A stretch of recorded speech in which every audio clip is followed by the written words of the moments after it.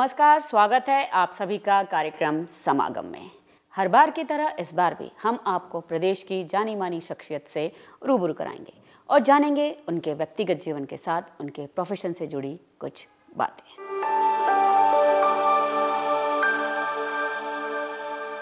तो आज के हमारे कार्यक्रम की शख्सियत है 2015 बैच के आईएएस ऑफिसर श्री ऋतुराज। वर्तमान में वे जिला पंचायत भोपाल में मुख्य कार्यपालन अधिकारी के पद पर अपनी सेवाएं दे रहे हैं। तो चलते हैं उनके कार्यालय और चर्चा करते हैं उनके व्यक्तिगत जीवन के साथ। वर्तमान में वे जो दायित्व निभा रहे हैं उसमें क्या क्या नवाचार कर रहे हैं उस बारे में बातें करेंगे।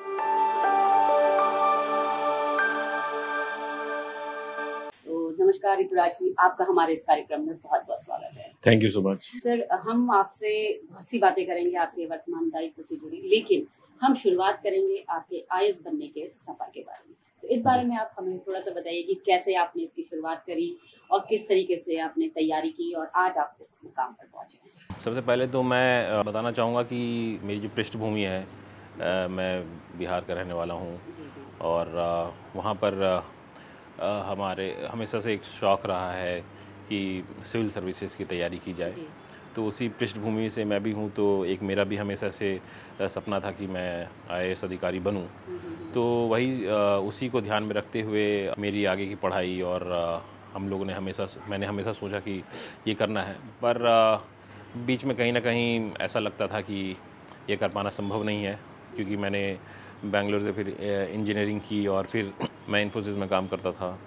तो वहाँ पर उसी स्ट्रीम में आगे बढ़ने की भी एक स्कोप था और उसी में अच्छा करने का, पर हमेशा से मन में एक ललक थी कि आईएएस बनना है। तो फिर मैंने वर्ष 2013 में मैंने रिज़ाइन किया और फिर मैंने तैयारी करने के लिए मैं दिल्ली चला गया। इस तैयारी करने के संबंध में सभी की बहुत अलग अलग अवधारणा रही है। दे हैव सबके पास अलग अलग चॉइसेस हैं, क्योंकि सबकी पृष्ठभूमि अलग होती है, सबकी तैयारी करने का तरीका अलग होता है और सबकी स्वयं की तैयारी भी अलग होती है। चूँकि मैंने बहुत दिन से जनरल स्टडीज़ या सोशल स्टडीज़ को मैंने पढ़ाई नहीं कर रखी थी, तो मुझे महसूस हुआ कि मुझे कोचिंग करनी चाहिए और मैं इसको अफोर्ड कर सकता था। तो मैंने दिल्ली में मैंने कोचिंग की और चूँकि 1 साल में मेरा प्रथम प्रयास में मेरा निकल गया था, तो मुझे बहुत ज़्यादा इसमें स्ट्रगल करने की ज़रूरत नहीं पड़ी। कोचिंग तो सभी लोग करते हैं, लेकिन सबको सफलता तो मिलती नहीं, कुछ लोगों को ही मिलती है। लेकिन जैसा आपने बताया कि किस तरीके से आप उसको पढ़ रहे हैं और किस तरीके से आपने एग्जाम पास की है, उस पर ज्यादा फोकस करना चाहिए जी। तो उनको क्या आप संदेश देना चाहिए? मैं कहना चाहूँगा कि आपको थोड़ी सी स्वयं की तैयारी रखनी चाहिए। अगर आप कोचिंग कर रहे हैं या अगर आप तैयारी भी कर रहे हैं, तो आपको थोड़ा सा आगे चलना चाहिए। अगर कोचिंग क्लासेस करते हैं तो मुझे लगता है कि उसको भी आप उससे ज़्यादा मैक्सिमम आउटपुट निकाल सकें। उसके लिए आपको पहले से थोड़ी सी खुद से पढ़ के जाने चाहिए, ताकि आप जब क्लासेस बैठते हो तो आप सही सवाल पूछ सकते हैं और अंडरस्टैंडिंग ज़्यादा बेहतर हो सकती है। यही मैंने भी प्रयास किया कि जब भी क्लासेस जाता था अटेंड करने के लिए, तो उससे पहले ही पढ़ के जाता था। तो हमेशा एक कदम आगे चलना चाहिए। जनरल स्टडीज़ रिलेटेड चीज़ें होती है, तो ऐसा कोई चीज़ नहीं होता जो आपको एकदम समझ नहीं आए। तो वही मैं कहना चाहूँगा कि जो छात्र सुन रहे हैं वो थोड़ी सी एक कदम आगे तैयारी करके बैठें क्लासेस में, ताकि आपको उससे ज़्यादा प्रभावी आपको उसका इस्तेमाल कर सकें। दूसरा, जो सेल्फ़ स्टडी कर रहे हैं, self study is also very good, and I would say कि जो लोग सेल्फ़ स्टडी कर रहे हैं उनको अपने आप पे विश्वास होना चाहिए, पर हाँ उनको एक डायरेक्शन ज़रूर लेना चाहिए कि कैसे पढ़ाई करें और क्या पढ़ाई नहीं करें, क्योंकि यूपीएससी की सिलेबस जो है बहुत वास्ट होती है। उसमें आपको समझ में आना चाहिए कि क्या क्या चीज़ एलिमिनेट कर देना चाहिए, जिससे जो है आपका फोकस बढ़ सके और किस चीज़ पे बहुत ज़्यादा फोकस करना चाहिए। और लिखने की प्रैक्टिस, ये सब चीज़ें बहुत मूल मंत्र हैं, इसको आप रेगुलर करते रहिए। ख़ास करके आई वुड से कि जितना आप अपना मोमेंटम को ना तोड़ें, वो आपकी क्या कहते हैं प्रिपरेशन को बहुत मजबूत करेगा। एंड बहुत सारे बच्चे जो है बीच बीच में 2-4 दिन का 5 दिन का ब्रेक ले लेते हैं, that breaks the momentum. UPSC is lot about hard work. आप कितना मेहनत कर सकते हैं ये मैटर करता है, क्योंकि the volume of the the syllabus is very huge, तो आपको बहुत मेहनत करनी पड़ेगी। तो अब सर हम आपसे जानना चाहेंगे कि आईएएस ऑफिसर बनने के बाद आपकी जो फर्स्ट पोस्टिंग मध्य प्रदेश में सिंगरौली जिले में रही है, तो जब आप वहाँ एसडीएम रहे तो उस दौरान फर्स्ट पोस्टिंग और एकदम एसडीएम की पोस्ट पर आपका जाना, तो कैसा आपका एक्सपीरियंस रहा, किस तरह की चुनौतियाँ आपको देखने को? पहली पोस्टिंग सिंगरौली ज़िले में थी, वहाँ पे सब डिवीज़न था, देवसर सब डिवीज़न। वो एक ग्रामीण परिवेश का सब डिवीज़न है और चूँकि भोपाल की राजधानी से सबसे दूर का सब डिवीज़न है। कॉम्बिनेशन है वहाँ पे थोड़ा सा हाई क्लास सोसाइटी और एक्सट्रीमली पुअर सोसाइटी की कॉम्बिनेशन है, तो वहाँ पर चीज़ें थोड़ी सी डिफ़िकल्ट हो जाती है। ज्योग्राफिकली थोड़ा सा कठिन है क्योंकि it's a semi hilly area, plus उस समय काफ़ी सड़कों की भी थोड़ी समस्याएं थीं, तो इन सब को लेकर के जो है वहाँ पर काफ़ी चैलेंजेस था। तो it was a very challenging division. और एज ए एसडीएम आप चूँकि फील्ड में एकदम सामने रहकर काम करते हैं, तो आप वहाँ की ग्राउंड इश्यूज से बिल्कुल आप देखते हैं और उसको रिजॉल्व करने का प्रयास करते हैं। वहाँ पर रहकर मैंने दो इलेक्शंस करवाए, लोकसभा करवाई, विधानसभा करवाई। वहाँ पर जो रेवेन्यू कोड्स हैं उसको सॉल्व किया, बहुत सारे जो प्रकरण होते हैं उसको रिजॉल्व किया। सर जैसे आप वहाँ पर एसडीएम सिंगरौली में एसडीएम रहे और उसके बाद जिला पंचायत सीईओ सिंगरौली में भी रहे और उसके बाद फिर आप बड़वानी के भी जिला पंचायत सीईओ और उसके बाद आज आप वर्तमान में भोपाल जिले के मुख्य कार्यपालन अधिकारी। तो यहाँ का जो कार्यप्रणाली है और बड़वानी जिले में जो रही है, इसमें क्या फर्क है? बिल्कुल, जैसे कि भोपाल और बड़वानी में बहुत अंतर है। बड़वानी 7 ब्लॉक का ज़िला है, जो पूरा ज़िला ही ट्राइबल ब्लॉक है। सातों ब्लॉक शेड्यूल्ड एरिया के अंतर्गत आता है। तो वहाँ की जो समस्याएं हैं और यहाँ की समस्याएं में काफ़ी भिन्नता है, इन द सेंस कि वहाँ पर आपको जो है गरीबी रेखा के जो लोग हैं उसमें नीचे जो ज़्यादा लोग हैं, वहाँ पर माइग्रेशन एक बहुत बड़ा इशू है। वहाँ पर प्रोडक्टिविटी ऑफ सॉइल काफ़ी कम है। दो तीन ब्लॉक में जो है बिल्कुल पहाड़ी एरिया है। वहाँ पर अप्रोच रोड्स की बहुत समस्याएं हैं। प्लस अगर ह्यूमन इंडेक्स की बात करें तो ट्राइबल एरिया होने के कारण वहाँ पर डेवलपमेंटल इंडेक्स HDI जिसको बोलते हैं वो भी थोड़ा कम रहता है। तो सिंगरौली और बड़वानी डिस्ट्रिक्ट का लगभग पृष्ठभूमि एक सा है कि गरीबी काफ़ी थी। तो वहाँ पर हम लोगों को इसी प्रकार से काम करना पड़ता है जहाँ पे हम ज़्यादा से ज़्यादा रोज़गार लोगों को मुहैया करा सके। जो NRLM की जो महिलाएं हैं उनका एक बहुत ही अच्छा सशक्त ग्रुप बनाया गया है और फोकस किया गया है कि उनके माध्यम से ज़्यादा हम लोग स्वरोजगार उत्पन्न कर सके। एम्प्लॉयमेंट, लैंड कंजर्वेशन, फॉरेस्टेशन, इस प्रकार की जो है ज़्यादा से ज़्यादा फोकस रहती थी और वहाँ के लोगों को जो है इसी प्रकार के जो है डिमांड भी रहती है, तो हम लोग उस पर ज़्यादा फोकस रहा है बड़वानी डिस्ट्रिक्ट में। भोपाल जिला पंचायत कंपैरेटिवली 2 ब्लॉक का ज़िला है, तो वो बहुत छोटा ज़िला है एंड इट इज़ चूँकि ये अपने मध्य प्रदेश का कैपिटल ही है, तो काफ़ी अर्बनाइज्ड है। हमारा फंदा ब्लॉक लगभग शहर के जैसा है, तो यहाँ की जो रिक्वायरमेंट है वो उससे एक लेवल आगे है। यहाँ की रिक्वायरमेंट जो है स्वच्छता को लेके है। यहाँ की रिक्वायरमेंट है कि मुझे शहरों वाला जो है सुविधा प्राप्त हो, जो भोपाल शहर नगर निगम प्रोवाइड कर रहा है वो हमें भी मिले।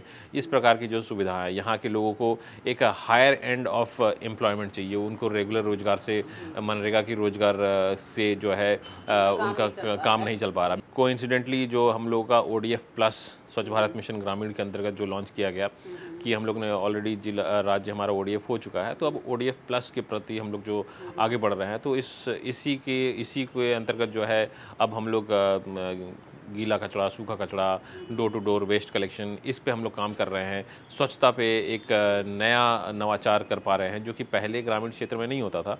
वेस्ट को रीयूज़ करने के प्रयास कर रहे हैं। नाली निर्माण बहुत हाई लेवल पे बहुत ज़्यादा बनाई जा रही है ताकि ग्रे वाटर का मैनेजमेंट किया जा सके। साफ़ सफाई, विजुअल क्लीनिनेस प्लस जो है वेस्ट डिस्पोजल, ये सब पे एक नवीन नवाचार किए जा रहे हैं जो कि पहले नहीं होता था। जो आपने कहा है कि जो तैयारियां करी है, जैसे आपने कहा है कि नालियां बनाने का काम करवाया है और GPS सिस्टम के थ्रू कचरा कलेक्शन का जो काम है उस पर आपने नवाचार किया, तो ये सब करने के लिए आपने लोगों को कैसे प्रेरित किया? क्योंकि इसमें जन भागीदारी बहुत जरूरी है क्योंकि गवर्नमेंट भले ही इनिशिएटिव ले, तो जन भागीदारी के लिए आपने किस तरीके का काम किया, क्या प्रचार प्रसार किया और कैसे आपने उन लोगों को मोटिवेट किया? जी बिल्कुल, मैं इसका जो हमारा ज़िला भोपाल वेस्ट जोन में प्रथम आया है, इसके लिए मैं सबसे ज़्यादा श्रेय अपने लोगों को ही दूंगा, ग्रामीण जनता को दूंगा, क्योंकि अगर उनके द्वारा इसमें भागीदारी नहीं की जाती तो फर्स्ट आना तो संभव नहीं हो पाता, क्योंकि it's for the people and by the people. अगर लोग अपना कचरा गाड़ी में नहीं फेंकेंगे तो स्वच्छता तो हो ही नहीं सकती। तो हम लोगों ने लोगों को ही जो है इसके लिए मेन अपना फोकस में रखा और इसको प्रयास किया कि हम लोग जो है स्वच्छता को बढ़ाएं। इसके लिए हम लोगों ने पहले तो हमारे ग्राम पंचायत में बहुत सारे स्वच्छताग्रही होते हैं जो हमारे लोग रहते हैं और लोगों को प्रेरित करते हैं। उनके द्वारा लोगों को पहले तो हम लोगों ने समझाया कि गीला कचरा क्या होता है, सूखा कचरा क्या होता है, इसका निष्पादन कैसे किया जाए, सूखा कचरा को कहाँ फेंका जाए, तो इसके बारे में लोगों को समझाइश दी गई। बहुत सारे जो है तरह तरह के रात्रि चौपाल किए गए, लोगों को समझाने के लिए पोस्टर, बैनर, ये जितने भी हम हमारे प्रकार से आईसी हो सकते हैं वो हम लोगों ने किया। तब हम लोगों ने जो है कचरा गाड़ी लॉन्च किया कि भाई अब ग्राम पंचायत में कचरा गाड़ी डोर टू डोर कलेक्शन करने के लिए चले, जिस प्रकार से शहर में कचरा गाड़ी घूमती है। तब लोगों को समझ में आने लगा कि जो है ये चीज़ें सही में हो रही हैं और जो है पूर्व में जैसे बातें कही जा रही थी वो सिर्फ वैसा नहीं है, अब सही में चीज़ें इम्प्लीमेंट हो रही है। तो जब लोगों ने देखा कि ये गाड़ियाँ चल रही हैं, लोग इसके साथ आ रहे हैं, कचरा उठा रहे हैं, कचरा हमारे पास शेड बनाया जा रहा है, जो भी इंफ्रास्ट्रक्चर रिक्वायर्ड होता है कचरा को डिस्पोज करने के लिए, वो सारे चीज़ें अब ग्राम पंचायत में अब उपलब्ध हैं। हम लोगों ने जितने भी सिविल वर्क हो सकता है ग्राम पंचायतों में, हर ग्राम पंचायत में शेड बनवाया गया है जहाँ पे कचरा रखा जाता है। प्लस हाथ ठेला रिक्शा लगाया गया है, कचरा गाड़ी खरीदी गई है, कंपोस्ट पिट्स बनवाए गए हैं, नाडेप्स बनवाए गए हैं, सोक पिट्स बनवाए गए हैं, वृहद रूप से सोक पिट्स और लीच पिट्स बनवाए गए हैं। तो लोगों को ये दिख भी रहा था कि हम लोग जो कह रहे हैं हम लोग कर भी रहे हैं और बहुत तीव्र गति से कर रहे हैं। तो सर ये सब स्ट्रक्चर्स तो आपने बनवाए हैं और लोगों को मोटिवेट भी कर रहे हैं, लेकिन इनकी जो मॉनिटरिंग होती है कि चलिए आपने नाडे बनवाया, आपने ये कहा कि कचरा आप यहाँ डालिए, उसको डिस्पोज के लिए आपने बहुत सी चीजें करी, लेकिन उनकी मॉनिटरिंग ये भी आपका एक बहुत बड़ा जवाबदारी होती है। तो जी उसके लिए बिल्कुल। आपने किन लोगों को हायर किया? जी बिल्कुल, इसके लिए हम लोगों ने जो है टेक्नोलॉजी का भी इस्तेमाल किया है। हमारे पास कमांड सेंटर बनाया गया है जो कि ज़िला पंचायत में है और एक स्मार्ट कंट्रोल रूम है। प्लस उस कमांड सेंटर से हम लोग जो है हमारे जितने भी कचरा गाड़ी चल रही है अब उसमें हम लोगों ने जीपीएस इंस्टॉल कर रखा है।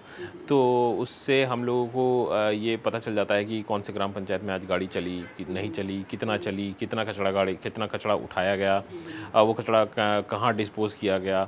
ये सारी चीज़ें अब हम लोग स्मार्ट टेक्नोलॉजी के माध्यम से हम लोग कंट्रोल कर पा रहे हैं। इससे जो है डेली कितना कचरा उठाव हो रहा है, कितना कचरा डिस्पोज हो रहा है, ये हमें पता चल पा रहा है। इसी के साथ ही हम लोगों ने प्रदेश का पहला ग्रामीण क्षेत्र के लिए हम लोगों ने एक मटेरियल रिकवरी फैसिलिटी बनाया है, एमआरएफ सेंटर जिसको कहते हैं, जहाँ पे हम लोग कचरा को रीयूज़ करने के लिए जो है टेक्नोलॉजी इस्तेमाल कर रहे हैं। और ये पहले शहरों में हो रहा था पर ग्रामीण क्षेत्रों के लिए पहला है और ये सारा कचरा जो है हम लोग वहाँ पहुँचा रहे हैं। इसके लिए हम लोगों ने वहाँ पर भी थोड़ा नवाचार करते हुए महिलाओं की समूहों को जो है ये काम के लिए दिया है। उनको पिछले 1.5-2 महीने से हम लोग ट्रेनिंग दे रहे थे। शहर के जो एमआरएफ सेंटर चल रहे हैं उस पे हम लोग लगातार भेज रहे थे और वहाँ पे उनको काम करवा रहे थे। अब उनको जो है हम लोग अपने ग्रामीण क्षेत्र में उसका इस्तेमाल कर रहे हैं। प्लस एक हैंड होल्डिंग एजेंसी भी उनके लिए लगाया है जो कि उनको जो पूरा का पूरा सिस्टम है उसको चलाने में उनको सहयोग दे सके। इसी प्रकार से जो है हम लोग ये पूरी टेक्नोलॉजी और पूरे मैन पावर और हर स्तर पे लोगों को लगा के इस चीज़ को मॉनिटर कर पा रहे हैं कि हम लोग क्या कर रहे हैं, डे टू डे कैसे वर्किंग हो रही है और हमारा फाइनल रिजल्ट क्या आने वाला है।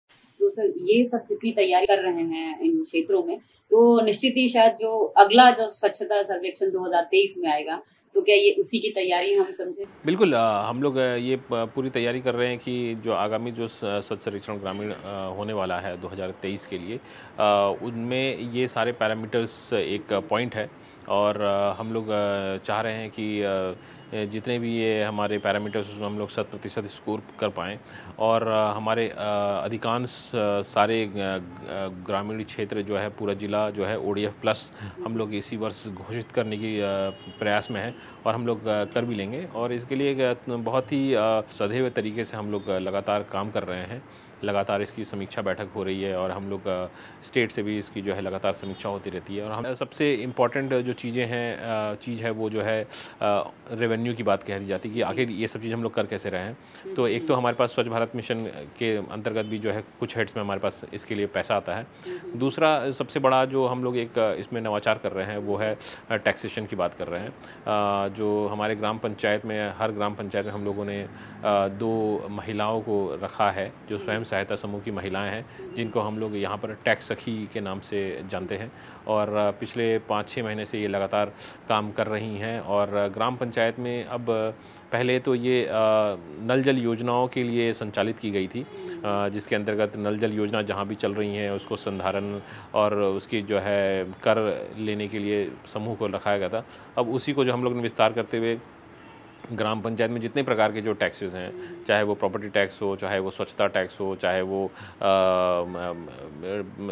वृत्ति कर हो, दुकान से हो, चाहे वो हाट बाज़ार के जो टैक्सेस हैं, हर प्रकार के जो टैक्सेस हैं अब हम लोग जो है इन महिला समूह के माध्यम से टैक्स सखियों के माध्यम से कलेक्ट कर रहे हैं और इससे हमें ये फ़ायदा हो रहा है कि हम लोगों ने एक इंडिपेंडेंट बॉडी क्रिएट कर रखी है हर ग्राम पंचायत में जो कि ये टैक्स कलेक्ट करेगा। इससे एक अकाउंटेबिलिटी भी क्रिएट होती है। पूर्व में जो टैक्स कलेक्ट होते थे वो अकाउंट में जमा नहीं होती थी ग्राम पंचायत के, अब जो है वो और अच्छे तरीके से जमा हो रही हैं। उसकी अकाउंटेबिलिटी है, एक थर्ड पार्टी एजेंसी टाइप से क्रिएट हो गई है। प्लस हम लोग महिलाओं को हर ग्राम पंचायत में 2 महिला कहीं 3 महिलाओं को जो है हम लोग रोज़गार देने में सफल हो पाए हैं। तो ये जो टोटल रेवेन्यू की जो बात है, रेवेन्यू में हम लोग लगभग इस वर्ष जो है लगभग 1.25 करोड़ से ऊपर ज़्यादा टैक्स कलेक्ट कर चुके हैं और पूरा टैक्स कलेक्ट हर ग्राम पंचायत में जो टैक्स कलेक्ट हो रहा है वो ग्राम पंचायत की निधि में ही जमा हो रहा है और वो ग्राम पंचायत जो है इसका इस्तेमाल करती है और इन महिलाओं को जो है उसी का जो है 10% मुनाफा उनको दिया जाता है, उन्हें दिया जाता है ताकि उसी से उनका मानदेय निकले। तो सर यहाँ हम एक छोटा सा ब्रेक लेते हैं और ब्रेक के बाद हम आपके और जो आपने नवाचार किया उस बारे में बात करेंगे।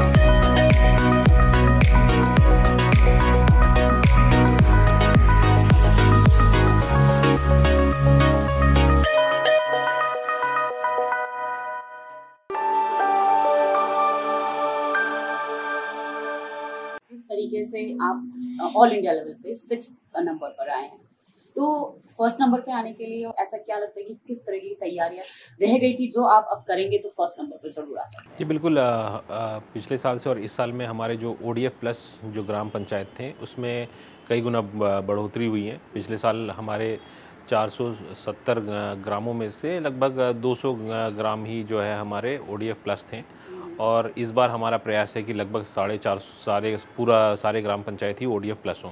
तो एक बड़ा गैप जो है हम लोग उसको कंप्लीट कर रहे हैं, जिसके कारण हमारा जो solid and liquid waste management है उसमें हमारे जो 100% नंबर हमें इस बार प्राप्त हो जाएंगे। तो जो वो गैप आ रहा था जो कि बहुत ही कम था, पर हम लोग उसको पूरा कर पाएंगे। प्लस हमारा जो है वेस्ट डिस्पोजल के लिए हमारा जो MRF सेंटर हम लोगों ने बना दिया है, वो भी एक बहुत बड़ा स्टेप है। फीकल स्लज के लिए हम लोग काम कर रहे हैं, मॉनिटरिंग के लिए काम कर रहे हैं, और साथ ही साथ हम लोग ने जो IEC में जितने नवाचार किए हैं जिससे लोगों को जो है प्रेरित कर सके, उसमें भी काफ़ी प्रभावी कार्य किए जा रहे हैं पिछले 1 साल से। तो आई एम श्योर कि जो गैप है वो इस बार ख़त्म हो जाएगा और हम लोग पूरे देश में फर्स्ट आ सकेंगे। अभी से हम बधाई देते हैं कि नेक्स्ट ईयर आपको जरूर आप इस पर ऑल इंडिया लेवल पर फर्स्ट आए। Thank you so much. और सर अब हम जानना चाहेंगे कि जैसे मनरेगा के तहत आपने कुछ अमृत सरोवर के ऊपर काम किया है, तो इस पर किस तरीके से काम हो रहा है और आगे ये कब तक कंप्लीट हो जाएगा कि जो नेक्स्ट अभी जो गर्मियाँ आएगी उसमें उन सरोवरों में जो जमा पानी है उसका इस्तेमाल लोग कर सकते हैं? जी बिल्कुल, माननीय प्रधानमंत्री जी के द्वारा जो है यह आह्वान किया गया, और सभी राज्यों को और सभी डिस्ट्रिक्ट्स को यह टारगेट दी गई कि हर डिस्ट्रिक्ट में कम से कम 75 अमृत सरोवर तैयार किए जाए। अमृत सरोवर बेसिकली एक बड़ा तालाब है जिसमें 10,000 क्यूबिक मीटर से ज़्यादा पानी ठहरता है। उसी प्रकार से जो है भोपाल ज़िला में भी जो है 75 अमृत सरोवर बनाने के लिए जो लक्ष्य लिए गए हैं, उसमें से लगभग हमारे आधे से ज़्यादा पूर्ण हो चुके हैं, और हमारा प्रयास रहेगा कि आगामी इस वर्ष में भी जो है ये शेष भी पूर्ण हो जाएं। अन्य तालाबों से और अमृत सरोवर में यही अंतर है कि इन अमृत सरोवर में लोगों की भागीदारी को जोड़ा गया है। प्लस हम लोगों ने अमृत सरोवर को इस प्रकार से भी आगे प्लान किया है कि इस अमृत सरोवर से किन किन को फ़ायदा होगा, जिन जिन लोगों को उनसे फ़ायदा होगा उसकी एक यूज़र ग्रुप बनाई गई है, जो कि लोग इसका इस्तेमाल करें, चाहे उसके लिए खेती करने के लिए इरिगेशन के लिए इस्तेमाल करें, पानी के लिए सिंचाई के लिए कर सके हैं। जो लोग मछली पालन करना चाहते हैं मछली पालन कर सकते हैं, सिंघाड़ा पालन कर सकते हैं सिंघाड़ा पालन कर सकते हैं। जहाँ पर कहीं टूरिस्ट स्पॉट डेवलप किया जा सकता है उसको उस माध्यम से भी डेवलप किया जा रहा है। पार्क कितने इस तरह से इस्तेमाल किया गया है ताकि खूबसूरत बनाया गया है। गुनगा का एक जो अमृत सरोवर बनाया गया है उसको हम लोगों ने बढ़िया एक पार्क की तरह से डेवलप किया है जहाँ पे लोग आके अपना समय व्यतीत कर सकें। जैसे प्रधानमंत्री का आह्वान है कि आत्मनिर्भर भारत के तहत ODOP जो है वन डिस्ट्रिक्ट वन प्रोडक्ट के तहत भोपाल जिले में किस प्रोडक्ट पर आप काम कर रहे हैं और लोगों को उसके लिए ट्रेनिंग भी दे रहे हैं कि जिससे कि ये जो ODOP के तहत जो प्रोडक्ट तैयार होगा उसको एक अंतर्राष्ट्रीय स्तर पर ख्याति भी मिले। आप लोगों को पता होगा कि भोपाल ज़िले में पूर्व से ही और बहुत पहले से ही ज़री ज़रदोज़ी के जो है कारीगर और यहाँ के जो काम है बहुत फेमस रहे हैं, और किसी न किसी प्रकार से जो है पिछले कुछ सालों से या बोले दशकों से जो है कहीं ना कहीं इसके बारे में लोगों ने उतना ध्यान नहीं दे पाए थे। तो इसी प्रोडक्ट को जो है हमारे माननीय मुख्यमंत्री जी ने भोपाल के लिए ज़री ज़रदोज़ी के जो है प्रोडक्ट को जो है एक जिला एक उत्पाद के अंतर्गत चयन किया गया। इसका मुख्य कारण ये था कि जो है हम इसको इस प्रकार से इस्तेमाल कर सकें कि ज़्यादा से ज़्यादा लोगों को इस आर्ट फॉर्म के बारे में बता सकें, ज़्यादा से ज़्यादा लोगों को इसके रोज़गार से जोड़ सकें, और इससे हम लोग एक्सपोर्ट भी कर सकें और लोगों को जो है इस कला की बनाई गई जो हमारे जो प्रोडक्ट्स हैं लोगों को इसको उपलब्ध करा सकें।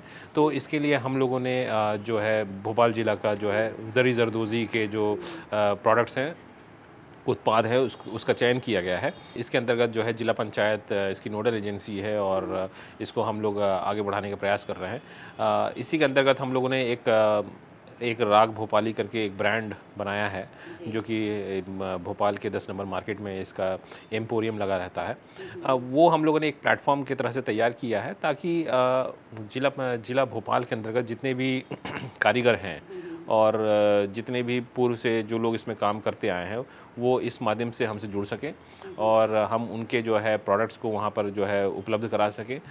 इसी के माध्यम से जो है पिछले वर्ष में हम लोगों ने लगभग 100 से ज़्यादा महिलाओं को इसमें हम लोगों ने रोज़गार उपलब्ध कराया है और इनकी लगातार ट्रेनिंग भी कराई है और इनके द्वारा काफ़ी सुंदर सुंदर बटुए, पर्स, प्रोडक्ट्स तैयार करके जो है अब मार्केट में लॉन्च किए जा रहे हैं। इसी में इंडियन रेलवेज़ के माध्यम से भी जो है इनको जो है रेलवे स्टेशन पर दुकान लगाने के लिए जो अनुमति दी गई थी, तो ये लोग वहाँ पे भी अपना प्रोडक्ट्स बेच रहे थे। लगातार हमारे राग भोपाली सेंटर पर इनके प्रोडक्ट्स बेचे जा रहे हैं।